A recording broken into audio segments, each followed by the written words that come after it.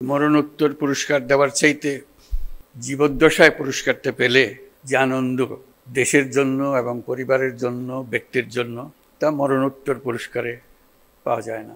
যাকে আমরা সম্মান দেখাচ্ছি তিনি আমাদের সঙ্গে নেই।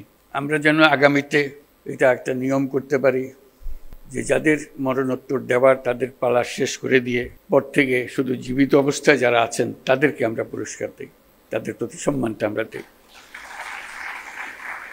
তারা আমাদের জাতিকে এক মহান উচ্চতায় নিয়ে গেছে। পুরস্কার দিয়ে আমরা শুধু তাদেরকে সম্মানিত করছি না, আমরা বরং জাতি হিসেবে নিজেদের সম্মান তাদের মাধ্যমে পাচ্ছি।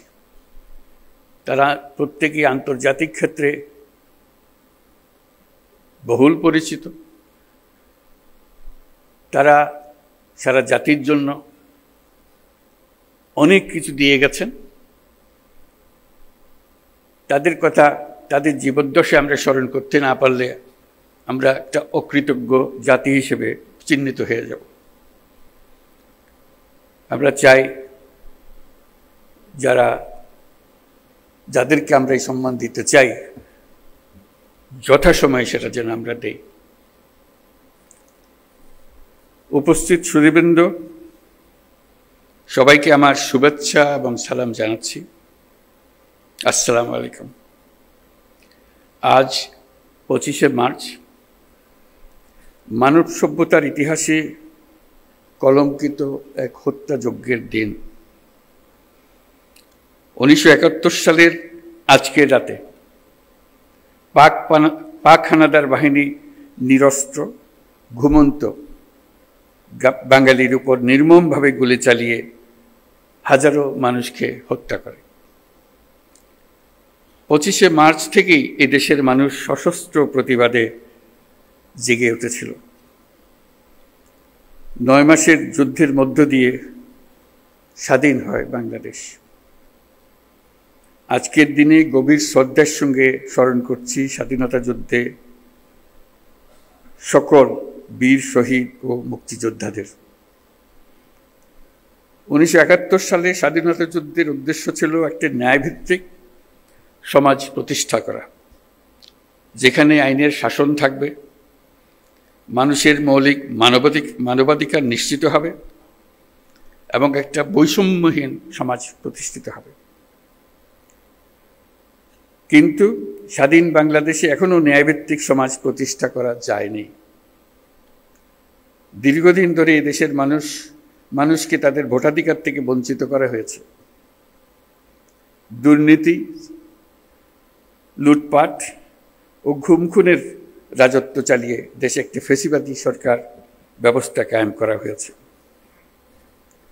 আজকের দিনে আমি শ্রদ্ধার সঙ্গে স্মরণ করছি জুলাই গণ অভ্যুত্থানের শহীদ ও আহতদের। তাদের আত্মত্যাগের কারণে আমরা একটা নতুন বাংলাদেশ গড়ার স্বপ্ন দেখার সুযোগ পেয়েছি। এই সুযোগ আমরা কোনো ক্রমেই বৃথা হতে দেব না। সুধীবৃন্দ, কৃতিত্বপূর্ণ অবদানের জন্য এই বছর অন্তর্বর্তী সরকার 6 জন বিশিষ্ট নাগরিককে মরণোত্তর স্বাধীনতা পুরস্কারে ভূষিত করেছে। তারা সবাই বাংলার সূর্য সন্তান। অধ্যাপক জামাল নজরুল ইসলাম একজন বিশ্ববরেণ্য বিজ্ঞানী। পৃথিবীর নামকরা সব বিজ্ঞানীরা তাকে চেনেন। তিনি সবসময় প্রকৃতি ও মানুষের কল্যাণে নিয়োজিত ছিলেন। আল মাহমুদ আধুনিক বাংলা সাহিত্যের অন্যতম উজ্জ্বল কবি।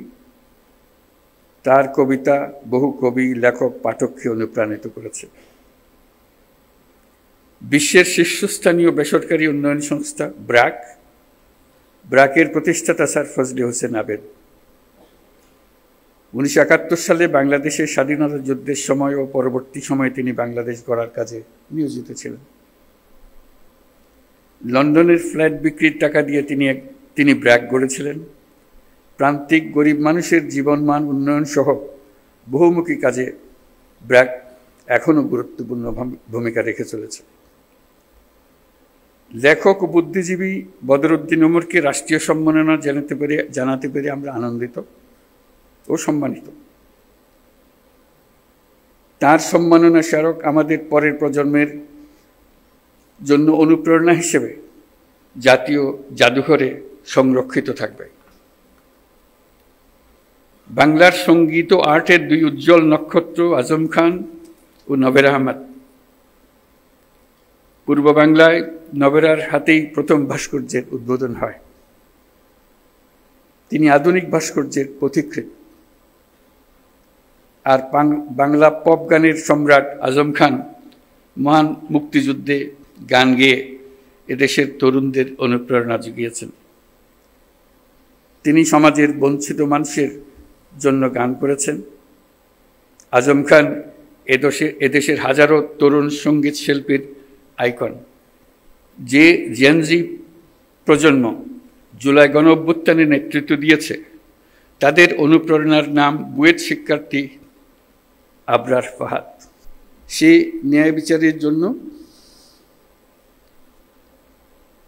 বাক স্বাধীনতার জন্য জোরালো প্রতিবাদ করে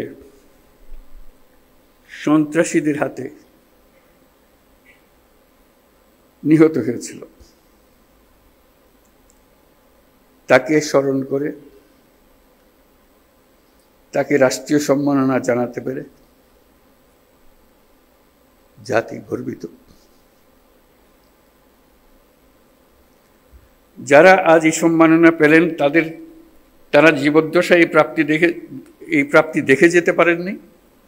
এটা অত্যন্ত বেদনাদায়ক। আজকের দিনে তাদের অবদানকে আমরা কৃতজ্ঞতার সঙ্গে স্মরণ করছি। স্বাধীনতা পদক প্রাপ্তদের স্বজন যারা আজ এখানে উপস্থিত আছেন, তাদের প্রতি আমার শুভেচ্ছা ও সহমর্মিতা জানাচ্ছি। জাতীয় জীবনের বিভিন্ন ক্ষেত্রে অনন্য অবদানের স্বীকৃতি হিসেবে আজ আপনাদের স্বজনরা সর্বোচ্চ রাষ্ট্রীয় পুরস্কার পেয়েছেন। দেরিতে হলেও তাদেরকে এই স্বীকৃতি ও সম্মান প্রদান করতে পেরে আমরা সবাই আনন্দিত, দেশের সবাই আনন্দিত। তাদের কাজ যুগ যুগ ধরে প্রজন্ম থেকে প্রজন্মে তরুণদের মধ্যে অনুপ্রেরণা ছড়িয়ে দেবে।